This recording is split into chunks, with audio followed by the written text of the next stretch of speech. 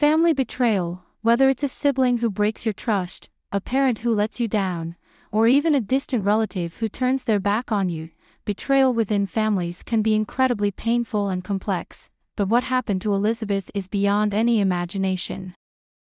Elisabeth Fritzl spent over 2 decades confined to a dirt-walled cellar, tortured by her father, Josef Fritzl. On August 28, 1984, 18-year-old Elisabeth went missing. Her mother, Rosemary, frantically filed a missing persons report. For weeks, there was no word from Elisabeth, and her parents feared the worst. Then, seemingly out of nowhere, a letter arrived from Elisabeth, claiming she had grown tired of family life and had run away. Josef Fritzl told the police that he had no idea where she might have gone but suggested she had likely joined a religious cult, something she had previously mentioned. However, Josef Fritzl knew exactly where Elisabeth was, just 20 feet below where the police officer stood. And for the next 24 years, before Elisabeth Fritzl finally gained her freedom in 2008, she was Josef's prisoner, held captive in the family basement and repeatedly raped and abused by her own father. On August 28, 1984, Josef Fritzl asked his daughter to come into the basement of the family's home. He was refitting a door to the newly renovated cellar and needed help carrying it. As Elisabeth held the door, Josef fixed it into place. As soon as it was on the hinges, he swung it open, forcing Elisabeth inside and knocking her unconscious with an ether-soaked towel. For the next 24 years, the inside of the dirt-walled cellar would be the only thing Elisabeth Fritzl, the girl in the basement, would ever see. Her father would lie to her mother and the police, feeding them stories about how she'd run away and joined a cult. Eventually, the police investigation into her whereabouts would run cold, and before long, the world would forget about the missing Fritzl girl. But Josef Fritzl wouldn't forget, and over the next 24 years, he would make that very clear to his daughter. As far as the rest of the Fritzl family was concerned, Josef would head down to the basement every morning at 9 a.m. to draw plans for the machines that he sold. Occasionally, he would spend the night, but his wife wouldn't worry. Her husband was a hard-working man and was thoroughly dedicated to his career.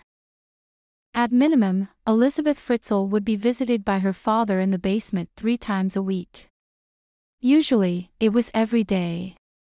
For the first 2 years, he left her alone, keeping her captive. Then, he began to rape her. 2 years into her captivity, Elisabeth became pregnant, though she miscarried 10 weeks into the pregnancy. 2 years later, however, she fell pregnant again, this time carrying to term.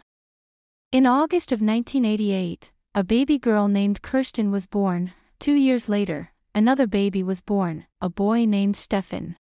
Kirsten and Stefan remained in the cellar with their mother for the duration of her imprisonment, being brought weekly rations of food and water by Josef. Elisabeth attempted to teach them with the rudimentary education she herself had, and give them the most normal life she could under their horrific circumstances. Over the next 24 years, Elisabeth Fritzl would give birth to 5 more children. 1 more was allowed to remain in the basement with her. 1 died shortly after birth, and the other 3 were taken upstairs to live with Rosemary and Josef. Josef didn't just bring the children up to live with him, however. In order to conceal what he was doing from Rosemary, Josef Fritzl staged elaborate discoveries of the children, often involving placing them on bushes near the home or on the doorstep. Each time the child would be swaddled neatly and accompanied with a note allegedly written by Elisabeth Fritzl, claiming that she couldn't take care of the baby and was leaving it with her parents for safekeeping.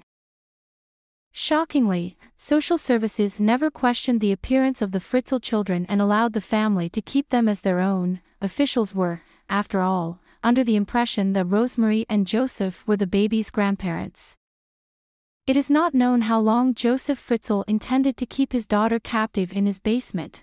He had gotten away with it for 24 years, and for all the police knew he was going to continue for another 24. However, in 2008, one of the children in the cellar fell ill.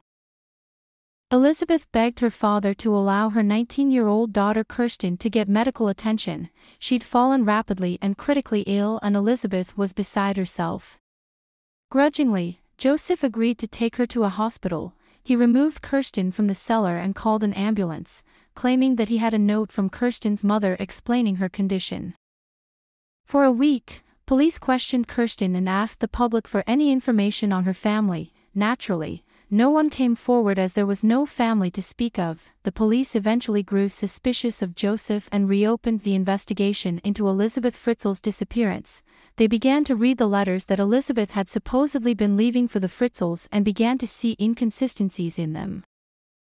Whether Josef Fritzl finally felt the pressure or had a change of heart regarding his daughter's captivity, the world may never know, but on April 26, 2008, he released Elisabeth from the cellar for the first time in 24 years. She immediately went to the hospital to see her daughter, where hospital staff alerted police to her suspicious arrival. That night, she was taken into custody to be questioned about her daughter's illness and her father's story. After making the police promise she never had to see her father again, Elisabeth Fritzl told the tale of her 24-year imprisonment. The story of the girl in the basement would now finally be revealed.